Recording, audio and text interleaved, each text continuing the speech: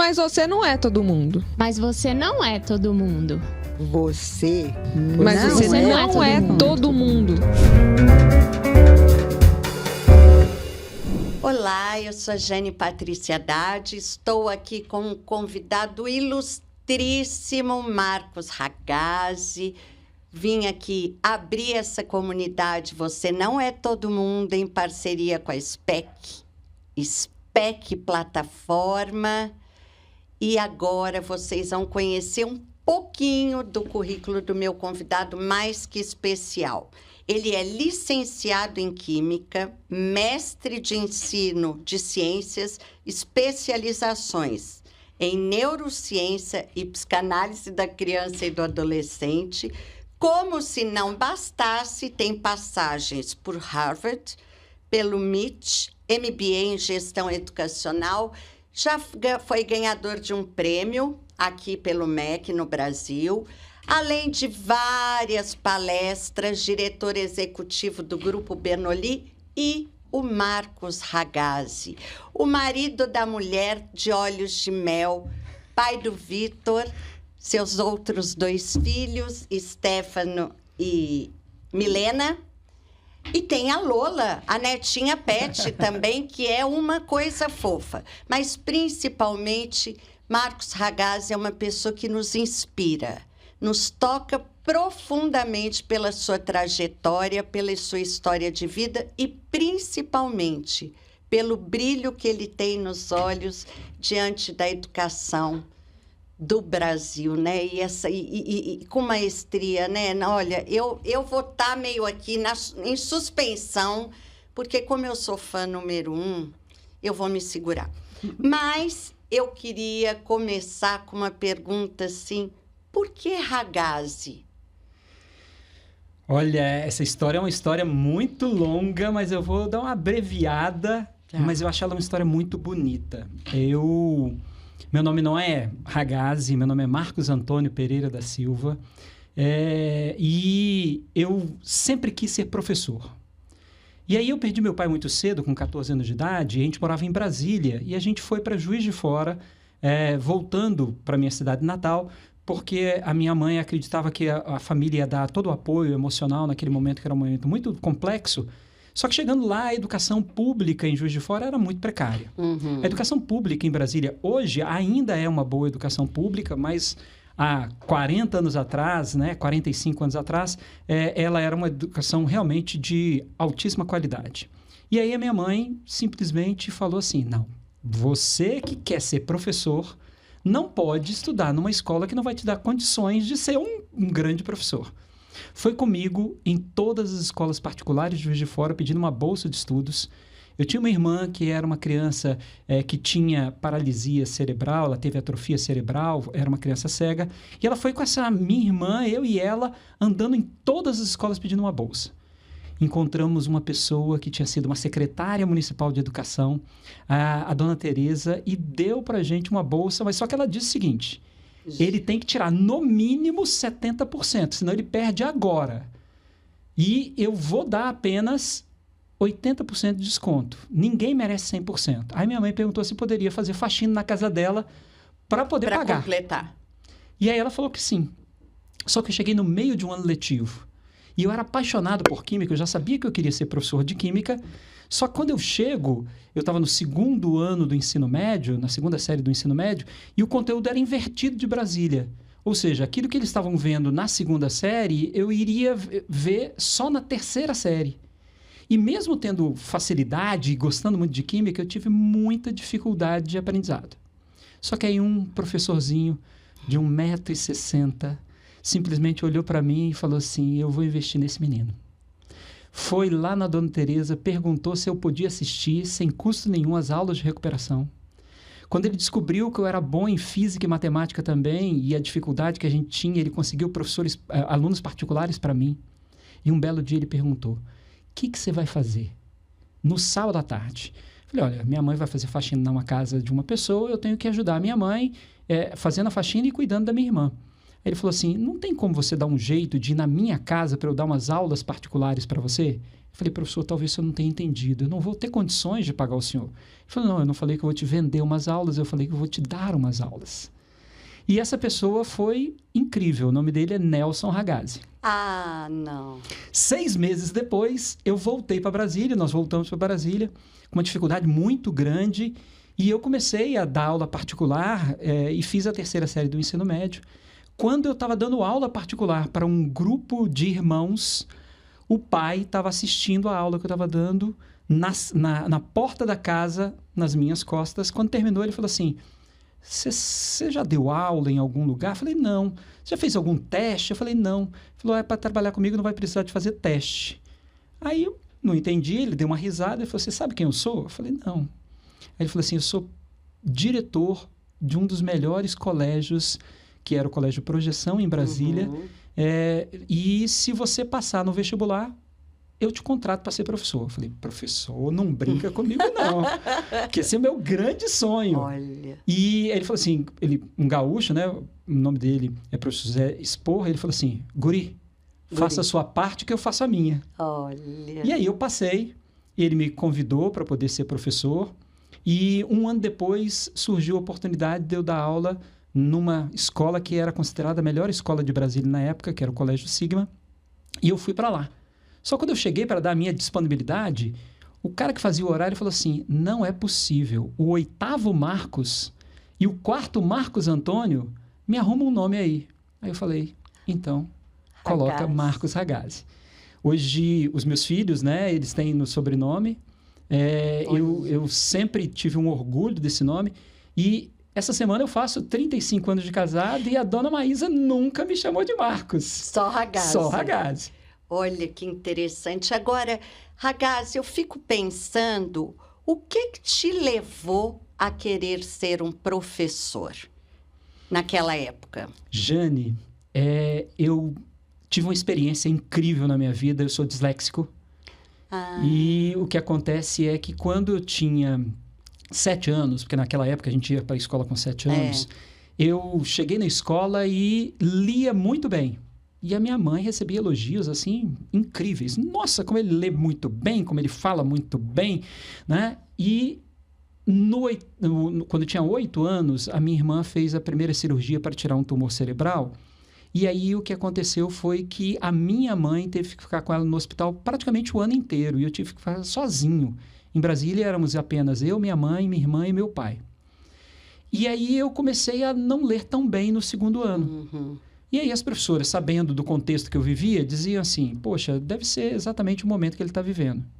Chega o 3º ano, minha mãe já tinha voltado para casa, minha irmã já estava melhor, e aí é que eu não lia nada.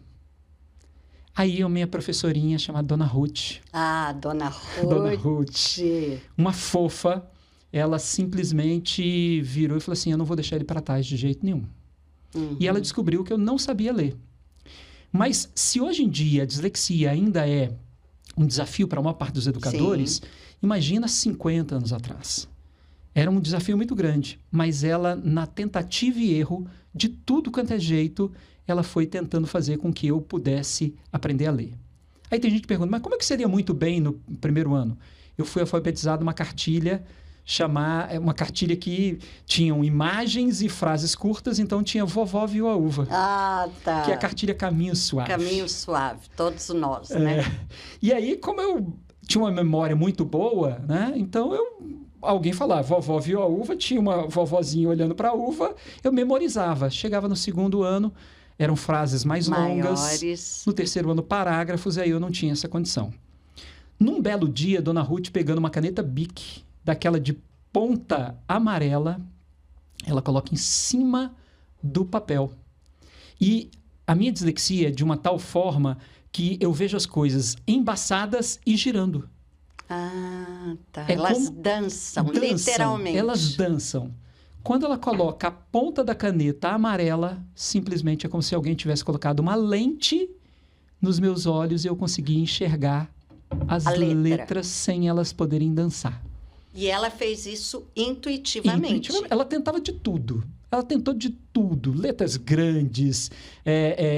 Existia gravador, aquele gravador de fita, né? Ela gravava para mim, para ver se eu podia entender. E aí, um belo dia, quando ela colocou essa caneta Bic, a ponta dela amarela, eu consegui enxergar o mundo. E ela me deu a oportunidade de eu poder ler o mundo e escrever minha própria história através da educação. E eu pensei, se ela fez isso por mim, eu poderia fazer isso por outras crianças, outros adolescentes. E te ouvindo, né? Eu tinha escutado essa história há um tempo atrás, te ouvindo, eu fico pensando, a humanidade é isso, né? Você traz uma história, conta para outro, ou seja, essa aposta na humanidade.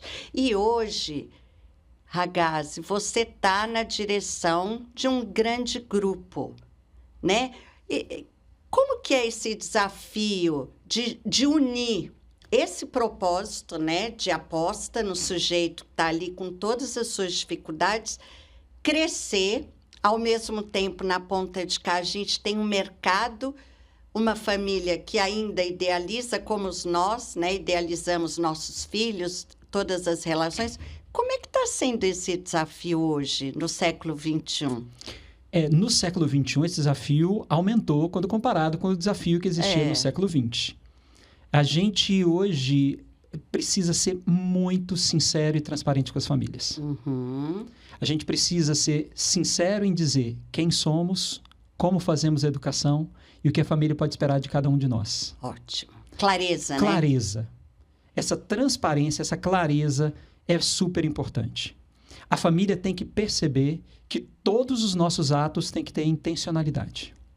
E percebem, né? E a maioria esmagadora percebe e várias vezes a gente entra em conflito. Sim. E não há problema em entrar em conflito. Pelo contrário.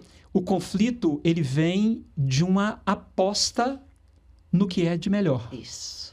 Muitas das vezes, a gente entra em conflito com algumas famílias que, ao final do processo, ela vira e fala assim, muito obrigado. É quase que aquele limite que não está sendo visto. Exatamente. Né? Eu me lembro, você me lembrou, quando eu estava diretora de uma escola em Belo Horizonte, Efigênia Vidigal, todo mundo lembra, eu me lembro que muitos pais, no meio do ano para frente, eles pediam a transferência. Quando a criança ia perder o ano ou alguma coisa. Aí falava, mas por que você quer a transferência? E eu me lembro de uma frase, eu quero uma escola mais forte. Uma escola que me ponha limite. Eu nunca me esqueci dessa frase que eu escutei. Porque a gente ia malhando ali no momento, aqui, ali, sem enxergar o todo. E, na verdade, as famílias pedem socorro também, né? Com certeza. E a escola precisa ser um espaço de acolhimento. De acolhimento da idealização e das desidealizações. Perfeito. Ela tem que ser espaço do dito, do não dito, do contradito, do interdito. Isso. Das imperfeições das relações humanas. Das impossibilidades, né? E existem coisas que eu acho que são muito importantes, que a escola precisa ser muito sincera. Porque não existe a melhor escola. Dizer que a minha escola, a sua, a do outro é a melhor escola, isso é uma bobagem. Existe a melhor escola para os nossos filhos.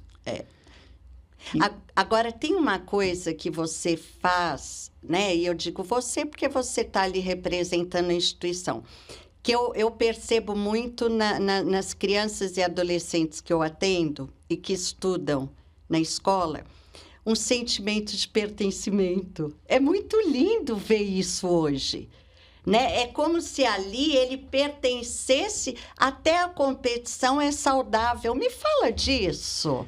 Olha, a gente, Jane, quando a gente vira e fala assim, me fala uma palavra ou um slogan ou uma ideia do Bernoulli. E uma das coisas que eu mais gosto é um slogan que nós temos, que é quando o olho brilha, muda tudo.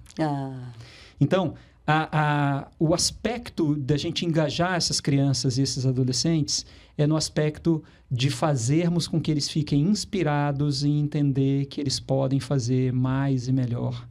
E que não tem problema nenhum, tem alguns que têm um ritmo diferente de outros, tem alguns que têm desejos completamente diferentes. Muita gente, inclusive, pensa que, como a gente tem altos índices de aprovação em vestibulares muito concorridos, principalmente medicina, tem gente que acha que a gente é uma escola apenas para medicina. Pois é. Mas isso não acontece. Só para você ter uma ideia, teve uma aluna nossa que foi assim incrível. Quando descobriram na terceira série do ensino médio que ela queria educação física. Olha. Acharam um absurdo. Como assim? Você se dedica tanto, estuda tanto? E a resposta dela foi realmente assim incrível. Ela falou assim: eu estudo porque eu não quero ser medíocre. Nossa. E é perfeito, né? Ela falou assim: os meus sonhos, eles são sonhos que, para mim, eles precisam de uma preparação intelectual para que eu possa, de alguma forma, chegar onde eu quero. E ela falou assim: eu gostaria de ser uma pessoa que trabalhasse numa equipe de alta performance esportiva. Olá. E aí, ela... Minha escola é de alta performance, né? Aí ela vira e fala o seguinte: e eu queria participar de uma equipe olímpica e participar de uma Olimpíada. Há 2 anos atrás, ela era uma das pessoas que era técnica da seleção norte-americana de natação. Olha. E isso foi, assim, com muito orgulho. É. A gente tem pessoas que estudam conosco na área do direito, na área... Nós temos um dramaturgo que mora hoje na Alemanha e que é uma pessoa que vira e fala: poxa, como vocês me ajudaram a ter uma visão de mundo significativa. O que eu acho que a gente não pode fazer e que, infelizmente, a sociedade muitas vezes está se perpetuando nesse ponto, e as redes sociais ajudam significativamente, é o não aprofundamento. Isso, a superficialidade. A superficialidade. Perfeito. E a gente precisa dar a esses jovens a possibilidade deles poderem fazer o que eles quiserem, da forma que eles quiserem, com o grau de possibilidade de desenvolver todas as suas potencialidades. Eu digo que uma escola, ela é um espaço para que as crianças e adolescentes possam se descobrir e serem descobertos. E um espaço privilegiado, né? Privilegiado. Porque eu fico pensando assim, hoje é como se assim, eu enxergasse a superfície, né? Então, assim, principalmente os adolescentes, eles dominam tudo, mas nada com profundidade. Você acha, e eu sei que você é um estudioso das tecnologias digitais também, você acha que isso tem a ver com a imersão nas tecnologias digitais, sem um preparo, sem uma mediação? O que você enxerga hoje? Bom, existem estudos que têm mostrado que hoje o grande problema não é necessariamente o uso da tecnologia. É como o aluno tem consumido essa tecnologia. Isso. Então, quando o aluno fica horas e horas em redes sociais, quando ele fica horas e horas acessando jogos, games, né? Quando ele, de alguma forma, está vendo o outro e se espelhando e se inspirando num outro que é um vazio, ou um vazio de conteúdo, mais um preenchimento comercial significativo, né? Então, quando a gente está trabalhando com essa estrutura de prazer... Muito mais do que o desprazer, do né? que o desprazer. Porque quando a gente pensa na estrutura cerebral, a gente tem um circuito dopaminérgico que leva a gente a um estado de prazer. Sim. Só que existem outros prazeres. Só que existem alguns prazeres que são prazeres imediatos. As redes sociais, esse não convívio, esse isolamento, essa imersão em games de forma exagerada, faz com que a criança tenha esses prazeres imediatos desenvolvidos através desse circuito dopaminérgico e muitas vezes alguns outros prazeres, que são prazeres muito intensos, mas que precisam de etapas de desprazer para atingir o prazer, eles acabam ficando... Eles não entram, né? Não entram nessa imersão. A gente também não pode generalizar dizendo que são todos, mas a gente pode afirmar que é uma parcela significativa. E se a gente parar para poder imaginar, hoje, quando a gente está exposto a muitas horas de tela, a gente tem problemas, inclusive, para poder dormir. E uma criança que, por acaso, tem problemas de dormir, ela será uma criança que terá problemas de se desenvolver. É. E muitas das vezes ela ficará, então, nesse circuito de prazer, prazer, prazer, porque o desprazer levará ela a um cansaço físico e emocional significativo. E é muito interessante porque a gente enxerga isso em todos os âmbitos da vida. Né? Quando a gente está ali imerso, por exemplo, só no prazer, sair dali tem um momento, a pausa, né? E o que você falou do sono, e o que é o sono? É uma entrega, né? Uma entrega. Então, sabe que eu fico pensando, os adolescentes, quando eles chegam hoje no meu consultório, uma das maiores queixas é, não consigo dormir. Mas aí você vai vendo a dinâmica, é o celular ali o tempo todo, a notificação, e tem uma coisa de não se entregar. Como que na escola vocês exercitam essa entrega? Porque educar é um ato de confiança, né? É um ato de confiança e é um ato de coragem. É. Porque para educar a gente tem que se expor. Isso. Então, isso é significativo. Quando a gente E se tá falando... expor sem filtro, né? Sem filtro. Sem filtro. É. Porque tem que ser verdadeiro, né? E quando a gente está falando desse circuito, que é o circuito do prazer e do desprazer, o Freud já dizia, né? Que existe o circuito do prazer, que é a gente vai maximizar o prazer e minimizar o desconforto ou o desprazer. Mas o ato de educar é o princípio da realidade. Onde a gente tem que ensinar as pessoas a adiar um pouco o prazer para desenvolver aquilo que precisa ser desenvolvido para atingir o prazer, que é um prazer significativo. E quando a gente está falando do ato de educar, a gente está falando não só do indivíduo, mas a gente tem que estar falando da espécie humana.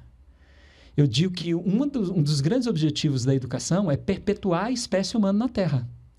E se a gente, de alguma forma, não preparar essas pessoas para enfrentar as dificuldades que a vida vai trazer, a gente vai trabalhar com pessoas muito frágeis. E nos momentos mais difíceis que a humanidade enfrentar, essas pessoas não estarão preparadas para isso.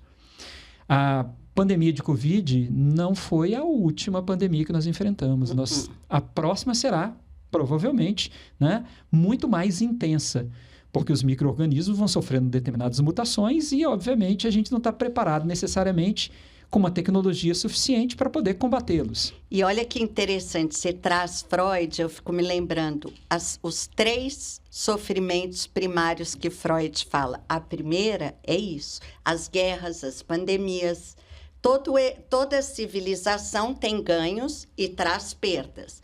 A segunda, a finitude. Lidar com o fim da vida, com a perda de pessoas, com o envelhecimento. E a terceira, o relacionamento humano. Com certeza. Olha, exatamente o que você falou aqui. Né? Porque é isso. A pandemia, nós tínhamos uma ilusão, não sei se você compactou comigo, que a gente ia sair melhor. Com certeza. Saímos? Acho que talvez não. Olha a certeza. Olha, acho que talvez não. Concordo. A impressão que eu tive é assim, carpe diem. Não é viva como se não houvesse amanhã. Porque a gente foi muito exposto a essa finitude. Muito. Perdemos pessoas amadíssimas, perdemos muitos trabalhos, né? A gente, enfim, essa finitude, mas que parece que não tocou a nossa experiência de vida. Ali, estou falando na pandemia. Agora, aí eu fico pensando, como pegar uma criança, um adolescente, e você sabe que eu estou pesquisando suicídio, né? Como pensar numa ausência de futuro? Porque é o que eu tenho visto, né? Como fazer com que as crianças e adolescentes queiram viver?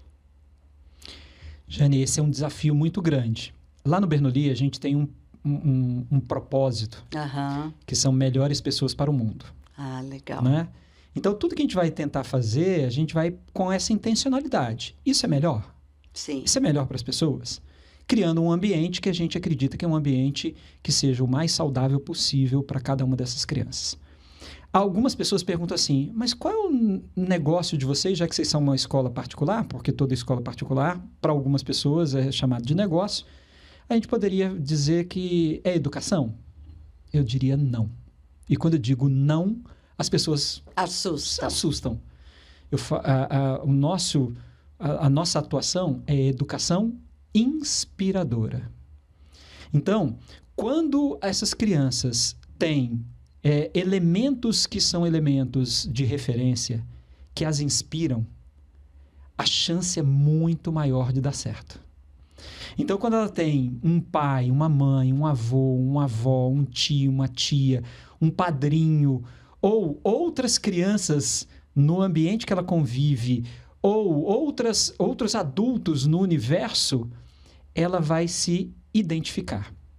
Eu sou apaixonado por uma professora minha de psicanálise e que ela gostava muito de trabalhar com as palavras. Eu até falava para ela que ela brincava com as palavras.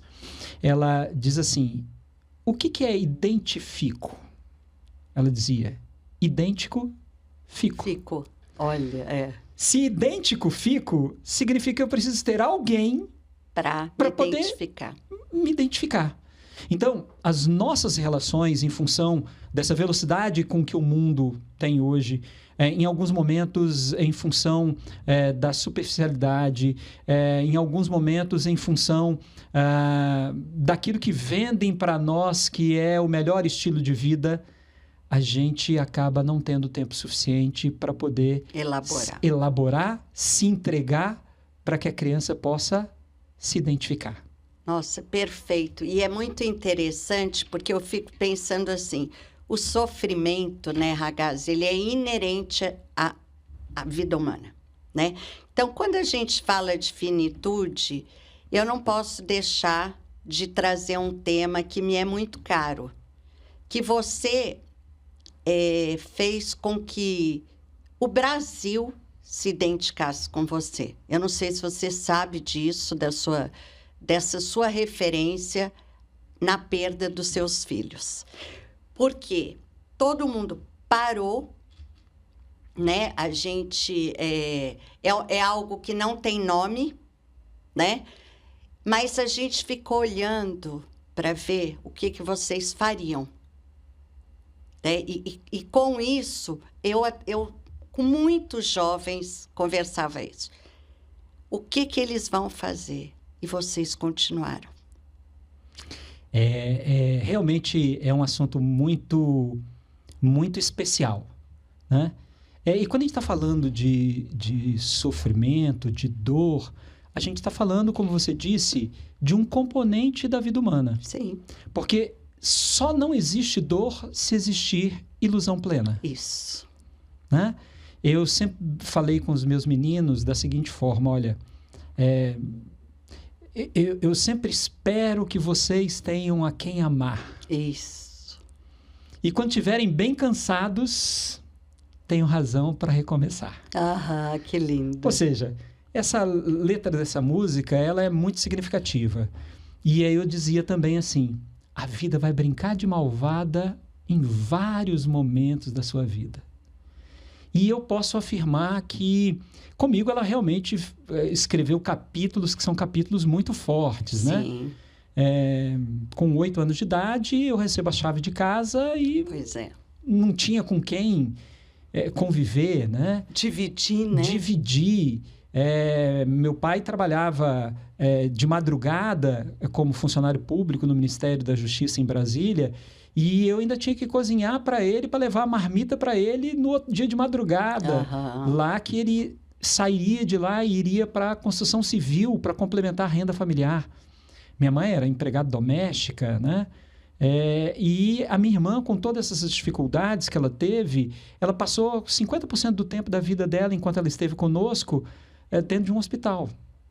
Então, essas dificuldades foram dificuldades significativas, mas elas forjaram quem eu sou. Forjaram a minha visão de mundo, forjaram as minhas escolhas. Né? Me prepararam para enfrentar uma série de desafios.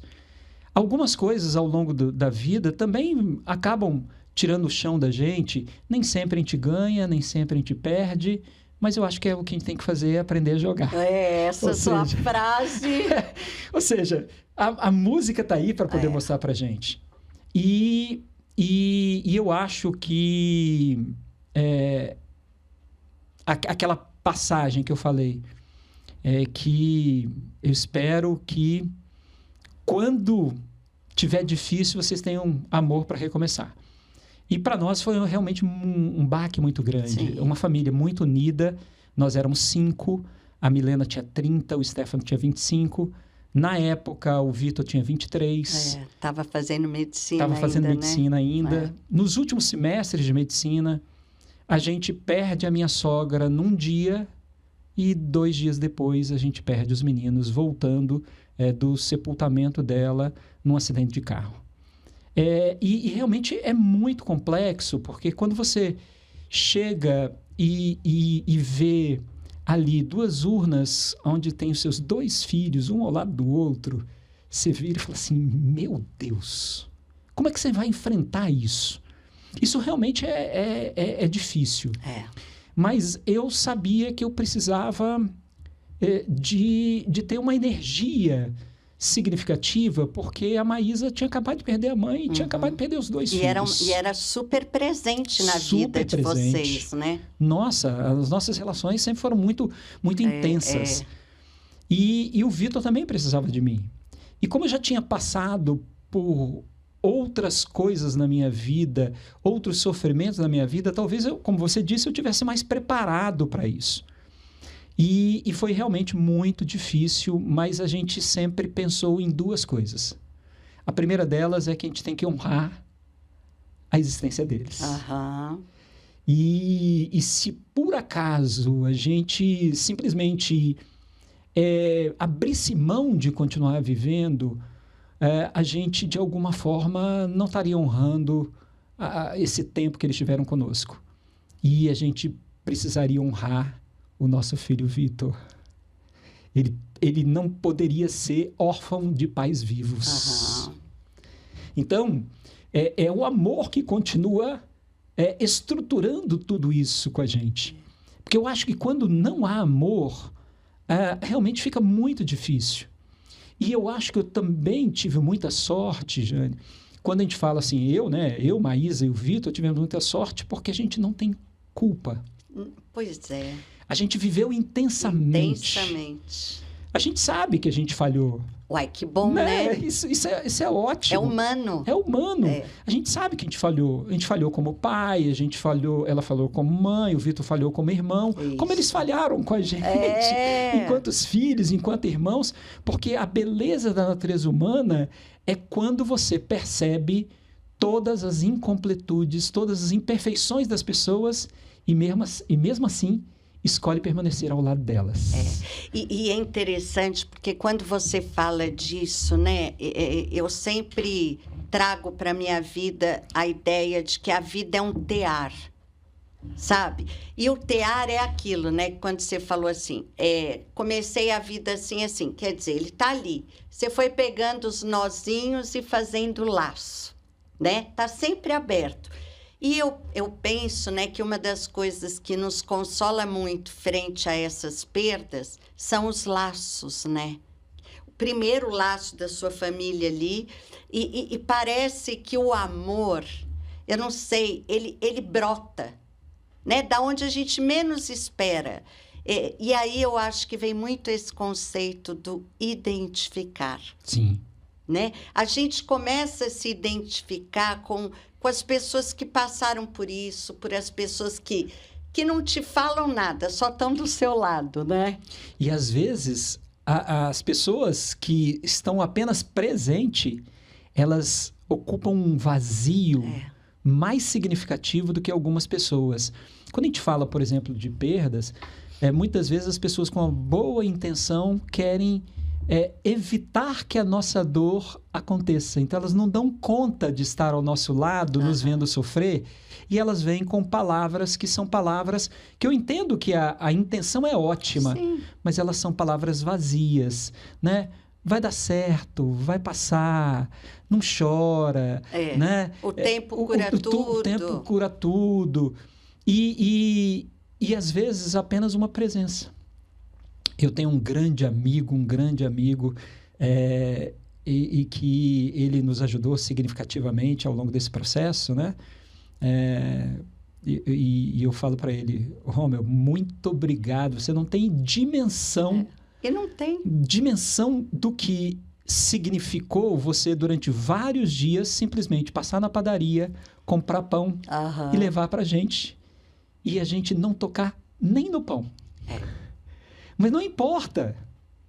É essa presença, essa entrega, é saber que se a gente precisar das pessoas, as pessoas estão ali. Então, isso faz diferença. E eu fico pensando, né, quando a gente tem a ideia, né, da saúde mental, que a gente está tão preocupado hoje, né? Eu sempre penso assim, é o ser e estar no mundo. Como que cada um de nós vai encontrar uma saída criativa para contornar esses momentos? Porque eles não vão terminar jamais. Nunca. Jamais, né? O que a gente vai aprendendo é a viver com sentido nas pequenas coisas. E isso une, né? Eu acho que quando você fala da dimensão humana, isso vai na dimensão mais humana, que é você não estar sozinho. Quando seu amigo te leva um pão, o que ele está dizendo? Nada. Olha, se você tiver fome, está aqui. O que é o pão ao longo da história, não é? Então, assim, é aprender a lidar. E uma coisa que me preocupa muito hoje, Ragazzi, eu acho que a gente não tem mais como preparar, sabe? Porque você não foi preparado. A vida te preparou. Verdade. Né? É diferente de alguém te preparou, você vai... Não, você foi na sua solidão, encontrando, né, a solitude ali de transitar você com você, mas você encontrou saída. E teve seus anjos aí, né? O professor, a professora. E hoje? Eu acho que... Sabe aquele provérbio africano que não se educa uma criança sozinho, precisa de uma aldeia inteira? As famílias precisam escolher as suas aldeias. Ou seja, todos os grupos sociais que a criança, de alguma forma, o pré-adolescente, o adolescente estiver convivendo, ele precisa ser um ambiente muito saudável. E aí, quando a gente escolhe frequentar um culto religioso, quando a gente escolhe até qual o condomínio que os nossos filhos vão brincar, nós estamos escolhendo pessoas que estão ajudando os nossos filhos a se desenvolverem. E podem ser elementos de inspiração para esses nossos filhos. A gente precisa entender o que é saudável. Toda alimentação é saudável? Dormir a qualquer hora é saudável? Atender a todos os desejos dos nossos filhos é saudável? Não colocar limites para os nossos filhos, ou não colocar objetivos e querer que esses nossos filhos, de alguma forma, possam vencer esses objetivos, dos mais simples possíveis. E você tem um projeto, né, dos filhos, não vem com um manual de instrução que você trabalha isso, né? Exatamente. Como que é? Eu tento pegar a psicanálise, a neurociência. Eu já participei de é bárbaro. E aí a gente fala exatamente sobre como que a gente pode, de alguma forma, contribuir para que essa criança seja uma criança saudável. E uma das coisas que a gente tem que entender é que, a gente até falou já aqui, o saudável começa com uma boa alimentação, com uma boa hidratação e com um bom sono. O saudável começa com presença paterna, materna e de um grupo social significativo. E como é que a criança vai interagir em relação àquilo? Porque a criança está explorando o mundo. Ela está tentando entender como que ela pode ser e existir naquele mundo e ser reconhecida. Isso. É o espelho. É o espelho. Ou seja... a primeira coisa que a criança quer é entender o seguinte: eu sou amado? Eu sou amada? Se a criança acreditar que ele é amado ou amada, ela vai repetir aquele tipo de comportamento. Só que se a gente não ficar atento a quais comportamentos nós estamos validando, a criança vai começar a introjetar comportamentos que são comportamentos inadequados e que pode trazer para ela consequências futuras significativas. Agora, esse comportamento inadequado que você fala é uma tentativa dela ainda querer ser vista. Com certeza. Né? Com certeza. Porque você não tem ideia o que o ser humano é capaz por um olhar. Isso. Perfeito. Então, esse tipo de situação com a criança, com o adolescente, com o pré-adolescente, ele é muito importante. Então, quando a gente pega a primeira infância, a criança quer ser vista de todos os ângulos possíveis. Incondicionalmente. Incondicionalmente. Existe uma parte do desenvolvimento dela que ela acha, inclusive, que ela e os cuidadores são uma coisa só. Exato. É a primeira angústia, né? Essa separação. É a angústia de separação quando ela descobre que, não, olha, eu sou um ser e eles são outros seres, né? Então, isso realmente é complexo. E ainda existe um outro aspecto que os pais precisam entender, que determinados comportamentos deles são comportamentos que trazem angústia, que trazem repetição de comportamentos inadequados, principalmente quando chega na pré-adolescência, aonde aquilo que é idealização do pai e da mãe desaparece. E precisa, né? Para uma situação saudável, precisa. Então, é aquela coisa assim, eu vou te dar um exemplo que foi muito engraçado. Hoje eu sou 20 quilos mais gordo do que eu era 20 anos atrás. É mesmo? Eu era, né? E aí, um belo dia, estávamos em casa e os meninos, né, jogando futebol. O Stefano e o Vitor tinham uma diferença de 1 ano e 8 meses apenas, jogando futebol na sala. E aí a gente, né? Gente, vocês estão jogando futebol, desce para poder jogar futebol. E aí eles pegaram uma bolinha pequena e ficaram jogando lá e a bolinha caiu embaixo do sofá. Aí eles viraram para mim e falaram assim, pai, a gente sabe que a gente tinha que ter descido para jogar, mas caiu lá embaixo. Tem como você... caiu embaixo do sofá. Você tem como pegar? E aí eu fui lá, peguei o sofá, levantei com um braço só. Eles foram lá tirar a bola e o meu menorzinho, que era o Vitor na época, que tinha 5 anos, virou para o Stefano e falou assim, tá vendo? Papai é fortão. Então, essa idealização de que a gente é forte, que a gente sabe tanto, e às vezes o adulto, para também se sentir amado, ele reforça isso. E aí o que acontece é que quando chega nessa pré-adolescência, ou no iniciozinho da própria adolescência, as crianças começam a perceber que aquele papai não é tão inteligente assim, não era tão forte assim, não era tão especial assim, porque as mamães da primeira infância, todas elas são as mamães mais lindas do mundo, os papais mais...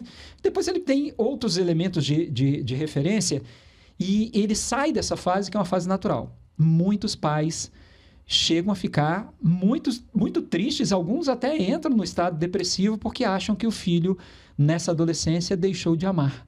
E, na verdade, é um exercício super importante de amadurecimento, que é o desmame, o segundo desmame, né? Exatamente, é o desmame. Agora, é interessante, porque quando você fala isso, eu fico pensando como mãe, você como pai, tudo... O grande problema é que nessa fase a gente quer ser amado. E aí a gente começa a... Não, então tá, pode ir. Porque eles falam, né, na adolescência, eu me lembro, literalmente, eu te odeio. Sim. Você não é como a mãe do fulano, não é? E aí eu acho que é nesse momento que a gente pode ceder. Meu filho me odeia, não deixa eu ser mais boazinha. Você percebe isso ou eu estou viajando? Percebo muito e é uma falha significativa. Porque a gente tem que entender que o amor vem primeiro do respeito. Então, se você cede para o seu filho, você não será respeitado por ele. Pois é. Agora, claro, se você também impõe limites intransponíveis, também não será respeitado por ele. Porque aí você está usando... o seu poder, né? O seu poder, né? E não a sua autoridade. Exatamente. Então, é muito importante a gente poder entender, e esse conceito de amor é consequência do respeito está muito claro para as pessoas. Casamentos acabam quando acaba o respeito. Não é o amor, né? Não é o amor. Então, é muito importante que a gente possa entender essa dimensão, que é quando nós estamos dando limite aos nossos filhos de forma saudável, quando nós estamos dizendo não, quando nós estamos fazendo com que eles, de alguma forma, façam algo que eles não queriam fazer, sem gerar sofrimento autêntico, nós estamos deixando muito claro que nós somos bons pais. O Winnicott já dizia, você não tem que ser uma mãe perfeita, você tem que ser uma mãe necessária. E é interessante porque é nessa perfeição que há uma identificação e que você nunca vai atingir. Então, é nesse movimento que a gente se mantém vivo. E eu fico aqui pensando a questão do princípio do prazer de só ficar ali, o sofrimento não entra, né? Então, quer dizer, aquele menino, Ragazzi, que com 8 anos trancava a casa e ia levar a marmita, se fosse hoje, a gente ia dizer, esse menino está em sofrimento. Só que foi aquele sofrimento necessário para que aquela família sobrevivesse, que talvez tenha te tornado o homem que você é. Com certeza. Aí tem algumas famílias que cometem aquela clássica situação de dizer assim, eu não quero que meus filhos passem por aquilo que eu passei. Não, eu até entendo, né? Mas a gente ir para o ponto oposto, que eles não passem nada, né? Então, eu não estou dizendo que, por acaso, a gente tem que colocar determinados obstáculos para que os nossos filhos sofram.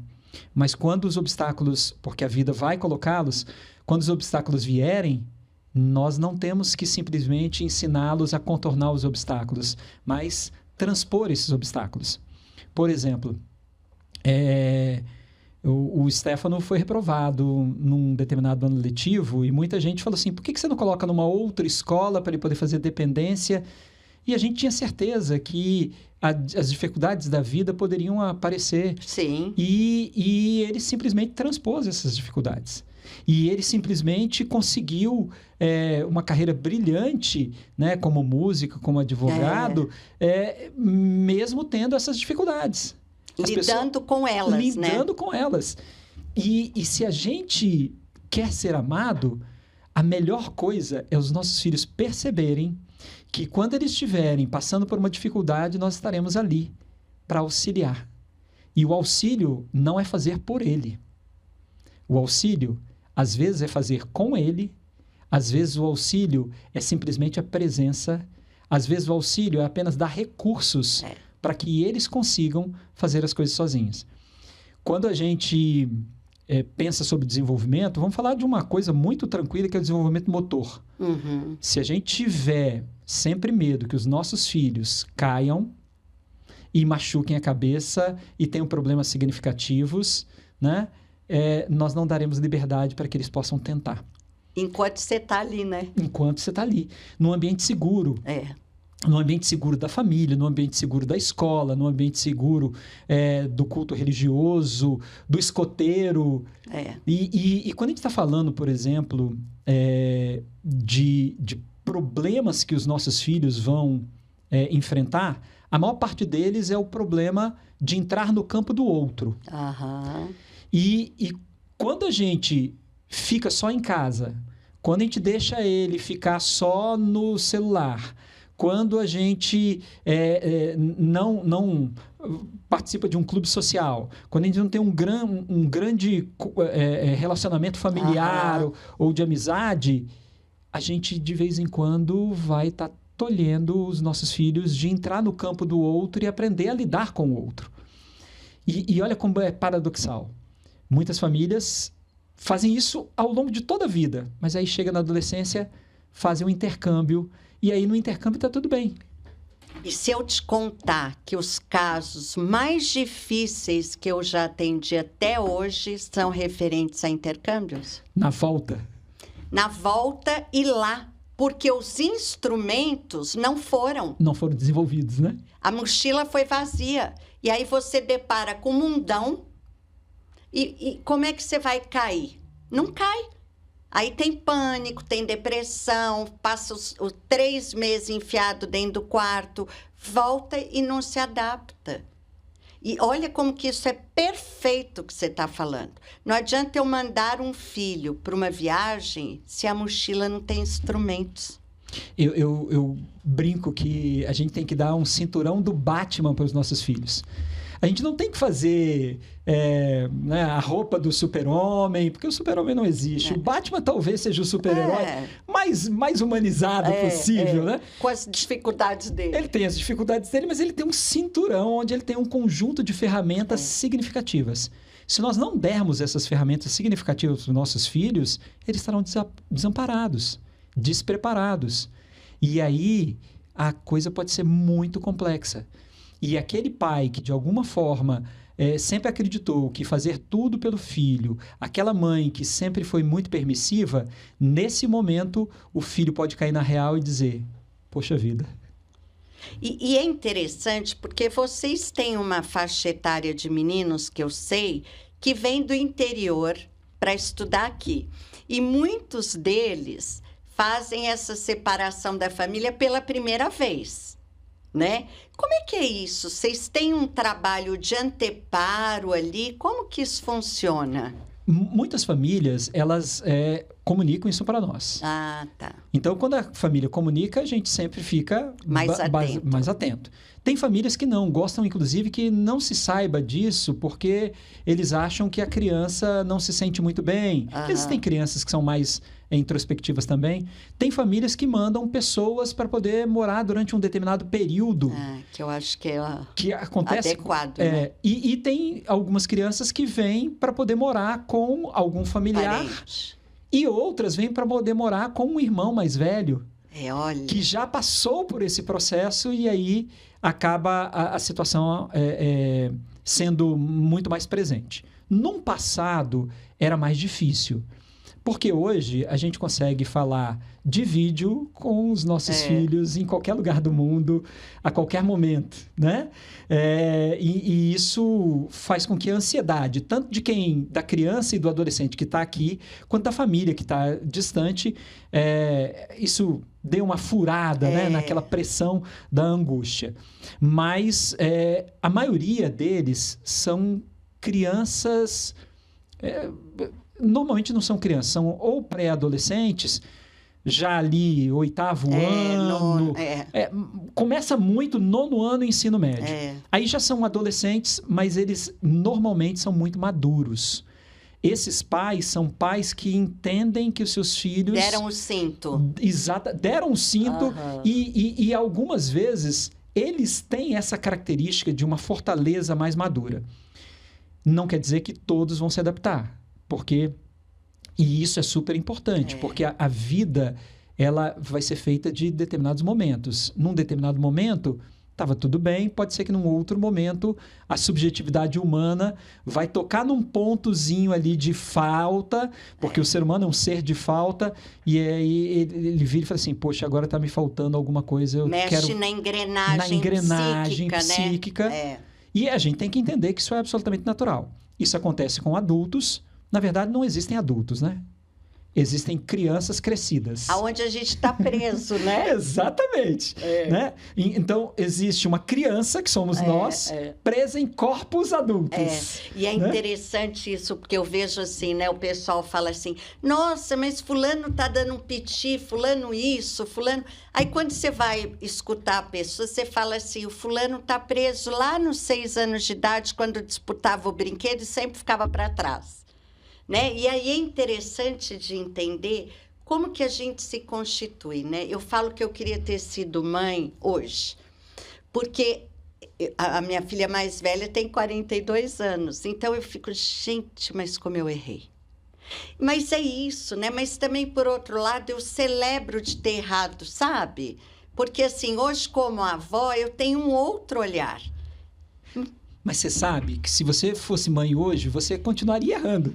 Só que erraria outras coisas. Exatamente. Outras dimensões, né? Eu sempre gosto de deixar claro que o mundo de novelas ele não existe. Graças a Deus. E quem fica preso nessa ilusão de que eu não erraria,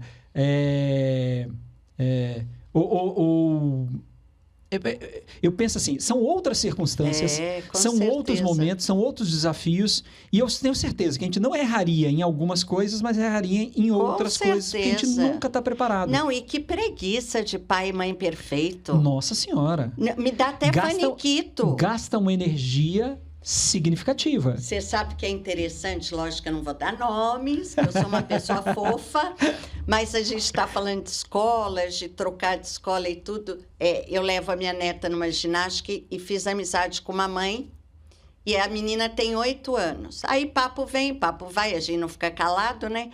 Aí a mãe, eu já troquei minha filha 7 vezes de escola. Quantos anos ela tem? 8. Mas por quê?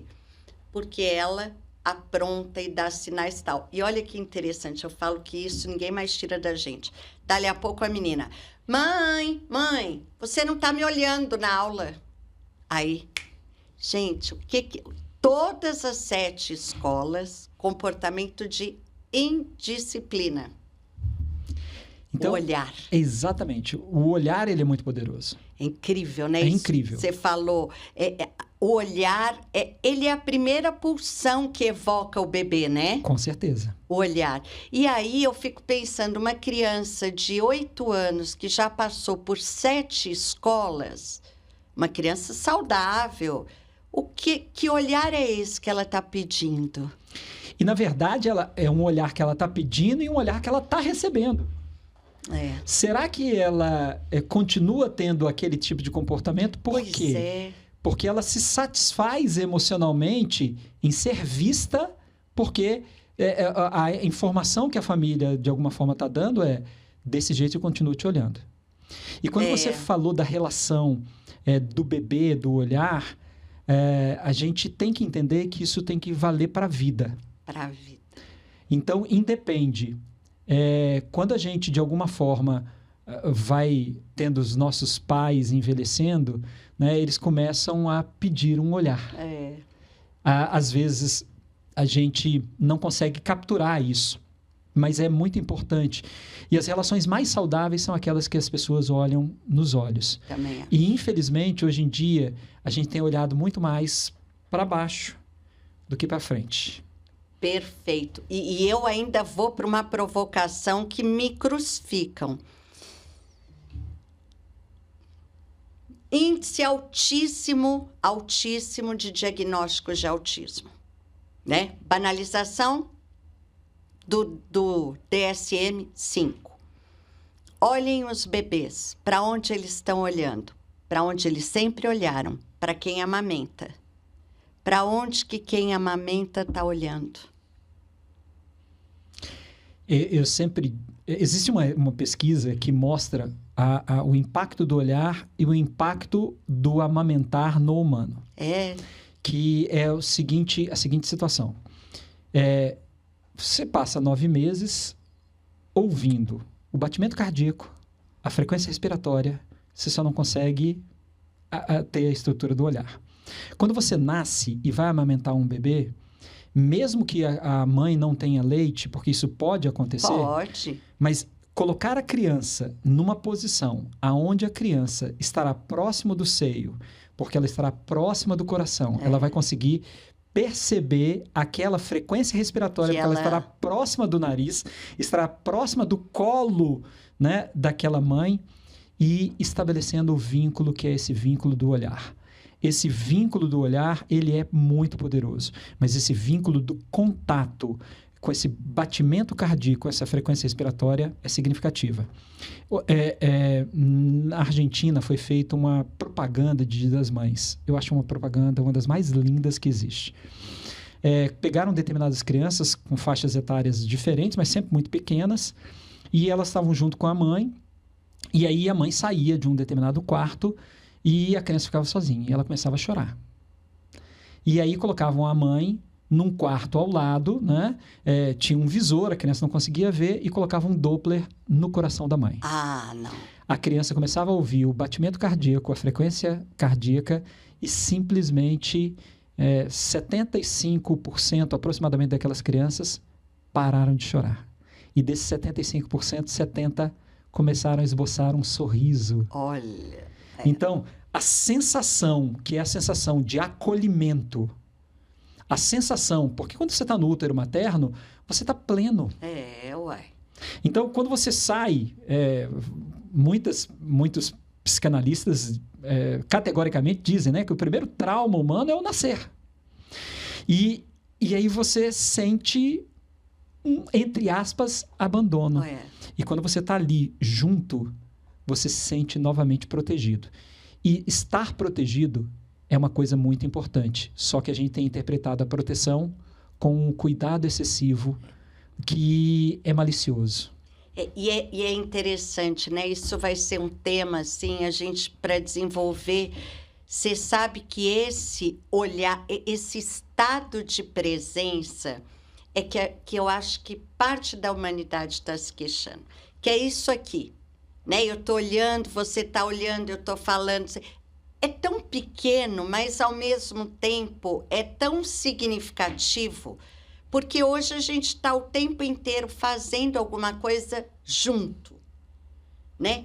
E quando eu me coloco à disposição do outro, eu fico pensando muito sono. Que é isso, eu me coloco à disposição de entregar esse corpo e dormir. E olha os sintomas que vêm aparecendo, né? Essa ausência de reconhecimento, essa não entrega no sono, essa criança que não se localiza espacialmente, que muitas vezes chega na escola, o corpo dela não chega, né? Olha como que a gente está despedaçado, né? Pensando a psicanálise. Como que a gente vai juntar os pedacinhos? E aí, isso que você falou é muito importante, mas a gente tem que... eu vou pegar um pedaço da sua frase, que assim, quando o outro está com... Um outro está com um outro, né? Eu mudei significativamente a minha definição de tempo. Imagino, né? O tempo não é medido em segundos, nem minutos, nem horas, nem dias, nem anos. O tempo é medido em fração de vida. Então, quando alguém me entrega um pedaço do seu tempo, ele está me entregando um pedaço da sua fração de vida. Eu acho isso incrível. Nossa, perfeito. E aí a pergunta é exatamente essa. Quanto nós, pais, estamos entregando de fração de vida aos nossos filhos? Perfeito. Porque me foi uma vez exposta uma situação, até num podcast, que foi dito o seguinte: será que os nossos filhos cuidarão muito bem da gente? E voltando àquele aspecto do amor e do respeito. Se eles não nos respeitarem, talvez eles não nos amem e talvez eles não entreguem esse tempo, porque nós não entregamos essa fração de vida a eles. E pode até ser uma outra situação, que é a situação de eles até nos amam, até nos respeitam, mas como nós não demos para eles o cinturão do Batman com todas as ferramentas possíveis, eles talvez não consigam fazer isso. E eu acho que o segredo é entrega. Se você perguntar para mim, qual é a coisa que mais eu acho que uma família tem que ficar atenta? É a entrega que ela está fazendo. É a entrega de qualidade. E a exposição dessa criança a múltiplos ambientes. Uma coisa que você falou de desenvolvimento das crianças, e eu pensei assim, não posso sair daqui sem deixar de falar. Ótimo. Quer ver? Poxa vida, na nossa época a gente andava descalço na rua, né, esfolava o dedão e tudo mais. Não estou sendo saudosista, mas cada vez que passa nós estamos ficando mais confinados. Então, tem, às vezes, algumas pessoas que viram e falam assim, eu sou metido a escalador de altas montanhas, né? Metido não, ele viu, metido. Gente? Aí, de vez em quando, alguém vira e fala assim, por que você sai daqui e vai para um lugar longe pra caramba para poder subir numa montanha? Lá no Japão, né? O Japão foi uma das 57 que a gente foi. Mas o contato com a natureza... Não tem preço. A artificialidade de ficar preso num condomínio... A artificialidade de não conseguir ver o céu. Muitas famílias, a criança, para poder ver o céu, ela tem que descer e olhar para cima. Para um pedacinho, né? Pedacinho. Então, quanto mais a gente estiver expondo as nossas crianças a essa situação, melhor.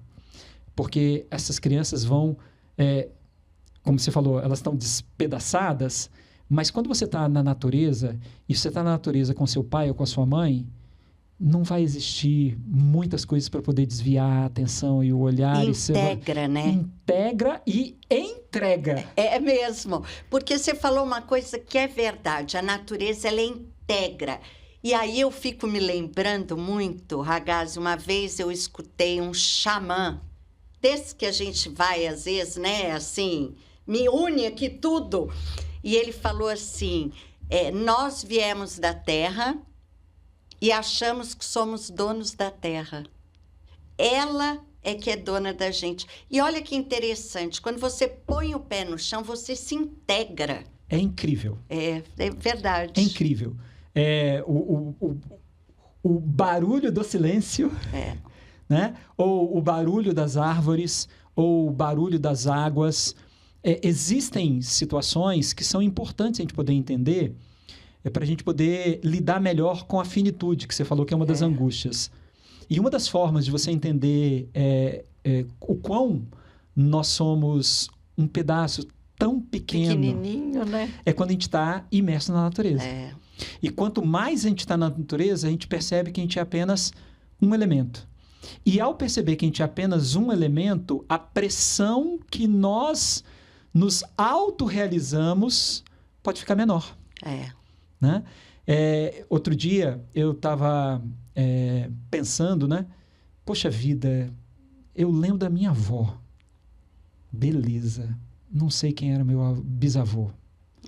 Meu tataravô, menos ainda. Por melhor que eu seja, por mais intenso que eu seja como pai, os meus bisnetos, provavelmente, né? Ou os meus tataranetos vão saber de algumas poucas histórias. Mas vão saber. Mas eles vão saber. Mas eles saberão muito mais histórias se eu tiver feito uma integração e tiver me entregado para o meu filho, e ele tiver se integrado e entregado para o meu neto, e assim sucessivamente. Mas mesmo assim, a gente tem que entender que essa busca, que talvez ela seja uma busca por algo que não existe, talvez não, que não existe, né? Não só a perfeição, como também a realização de todos os sonhos, né?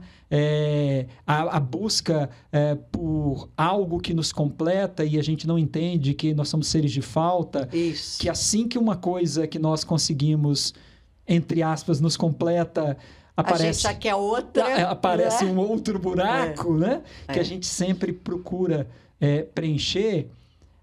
Quando a gente está na natureza, a gente percebe isso mais facilmente. E aí a finitude fica menos angustiante. E é interessante porque tem um texto, eu não vou me lembrar dele, mas depois você vai procurar, chama Transitoriedade, que é um passeio do Freud com o Wilke, aquele filósofo. E o Wilke, olha que lindo, tal. E aí o Freud vai trazendo toda a questão da finitude. E eu penso que é isso, né? Lidar com a morte é lidar com a vida. Com certeza. Né? Quando você fala dessa história transgeracional, né? Eu busco tanto as minhas raízes e não encontro. Então, o que eu faço? Eu deixo toda a história contada para minha neta. O pessoal fala assim, você acha que ela vai ler? Eu falo, não sei, minha parte eu fiz. Então, assim, hoje estou sentindo solidão. Querida Maria Luísa, solidão aí... Então, assim, não sei, mas eu guardo os diários da minha tia que me criou. Então, assim, é história. Memórias ricas. Memórias ricas. E quando a gente está falando de memória, a gente está falando de sentido. Isso. Né? Tem gente... Você falou, por exemplo, que você tem estudado o suicídio, e eu tenho uma definição de suicídio, é quando a vida não faz mais sentido. Né? Sim. E qual é o sentido da vida? É dar sentido à vida do outro. Isso. O que você está fazendo com esses diários é tentando dar sentido à vida. E você recebeu isso também como herança. E foi minha diferença na vida. E uma outra coisa, por falar de dar sentido, você faz um trabalho voluntário num hospital, né? Isso, eu sou consultor voluntário educacional lá no Hospital de Amor de Barretos. É o antigo Hospital de Câncer de Barretos.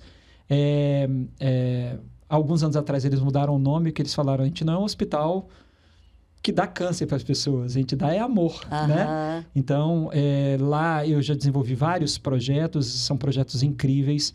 É uma instituição sem fins lucrativos, maravilhosa, que faz um trabalho social, mas assim, é apaixonante. É apaixonante. E aí a gente entregar um pedaço da fração de vida da gente para poder ajudar as outras pessoas é muito rico. E uma coisa, né, que esse tipo de trabalho me ensinou é que a gente vai achando que a gente está dando. A gente mais recebe. Eu tenho um grupo de artesanato em Pedro Leopoldo com mães que perderam seus filhos e elas desenvolvem trabalhos artesanais. Muitas pararam de tomar medicamento, de fazer várias coisas, porque elas versam sobre as suas dores. Isso é tão lindo. Aí a gente volta lá na simplicidade da natureza. Está ali, né? Está ali, a gente costurando e recosturando a vida, os retalhos de cada um. Enfim. Isso é simbólico, né? É interessante a gente poder entender que para a gente, quando elas estão tecendo, quando elas estão costurando, elas, de alguma forma, aquele movimento é um movimento interno também da subjetividade. Elas estão, como você disse, se construindo. Elas estão se juntando. Isso faz todo sentido. E você falou sobre um elemento muito importante que a gente pode deixar isso muito para todas as pessoas, mas para os pais é muito significativo. O adoecimento vem quando a gente não coloca em palavras o que a gente sente. Perfeito. Se a gente não ensina as crianças, os adolescentes, a tentar nomear aquilo que eles estão sentindo, a probabilidade de sofrimento é muito significativa. E é muito interessante, porque agora que eu estou na fase da minha pesquisa do suicídio, diz isso. É muito interessante, Ragazzi, você tocou num ponto essencial. Nós vamos ter que fazer mais um podcast só disso, que é aonde a palavra não entra. Sim. É como se tirar a minha vida me desafogasse. Né? Eu me lembro muito de ter escutado isso depois que uma mãe encontrou uma carta. Eu estava preso na minha palavra. E a gente não vai ensinar ninguém a dar nome para o que sente na vida adulta. Até podemos, se for para um divã e tudo, mas isso é lá atrás, né? Eu estou brava com o seu comportamento, não é com você. Com certeza. Né? Com certeza. É uma viradinha, né? É uma virada de chave significativa. E isso que você falou... É tão bom esse bate-papo que vem de uma coisa e vai para outra. A gente vai encadeando ideias. Outra coisa para os pais. Terapia não é coisa de pessoa... louca. De forma alguma. Não. Pessoa descompensada. Terapia, muitas das vezes, é o que a criança e o adolescente precisam para poder... Porque eles não têm ainda mecanismos para poder nomear o que sentem. E ao se ouvirem num processo terapêutico... eles podem significativamente ressignificar aquilo que era sofrimento, transformando aquilo em algo que a gente chama na psicanálise de sublimar, que vai trazer elementos significativos e muito importantes. Tanto é que naquele texto que eu mencionei aqui do Freud, você sabe disso, que é os 3 remédios para o sofrimento.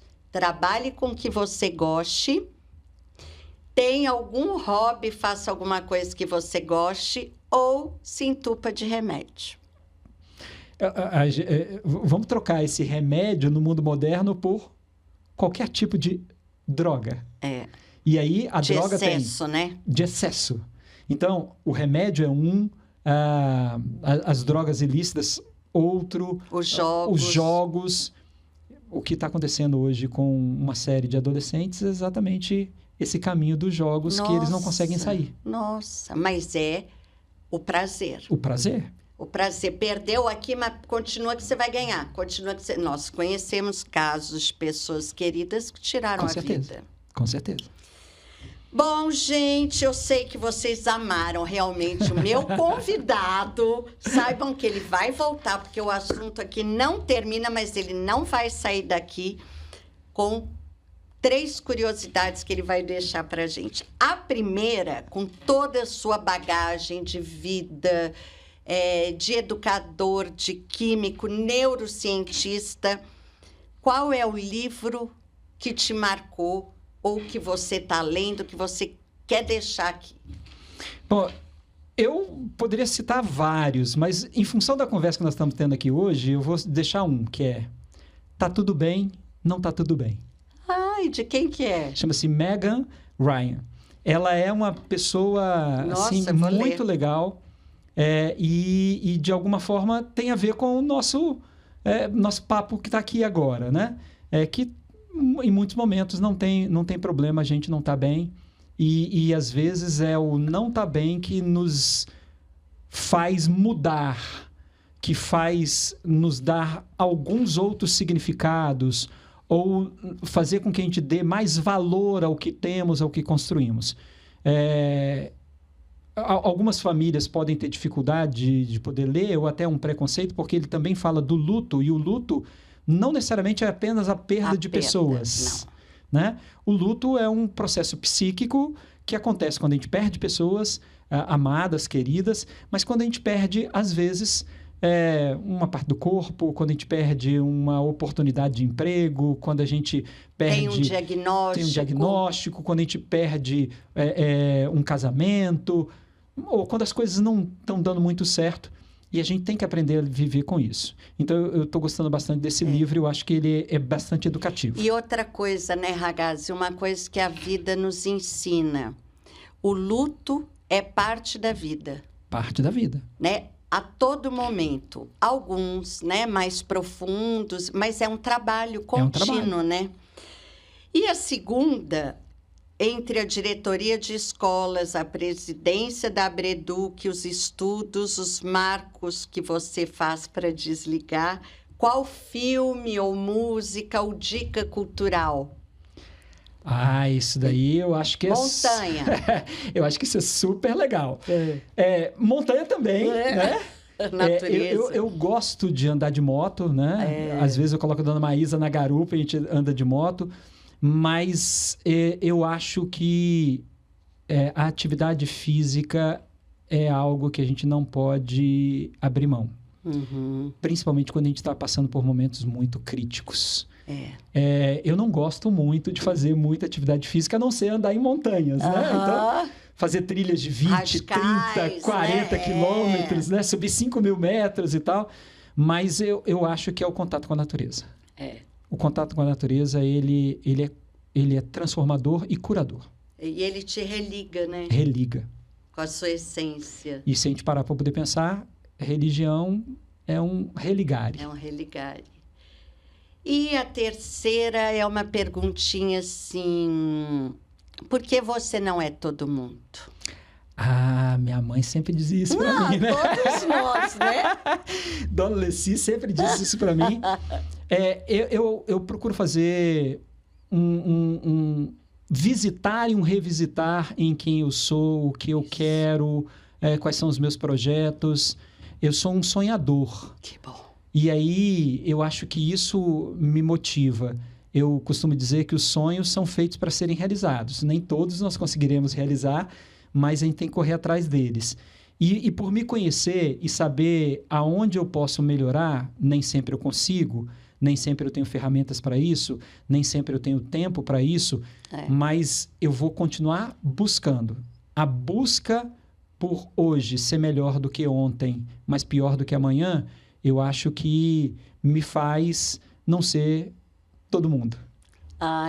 E olha, gente, eu vou deixar aqui dito, falado na frente dessa pessoa, que o meu sonho, a minha utopia é ser uma pessoa melhor como você. Quem dera. Você é linda, maravilhosa. Muito obrigada. Assim, olha, eu tenho muito carinho, respeito. Eu acho que você a sua família, vocês nos deram uma outra forma de ver o mundo. Obrigado pelo carinho de sempre. Mas você não é todo mundo. Mas você não é todo mundo. Você Mas não você é não é todo mundo. todo mundo.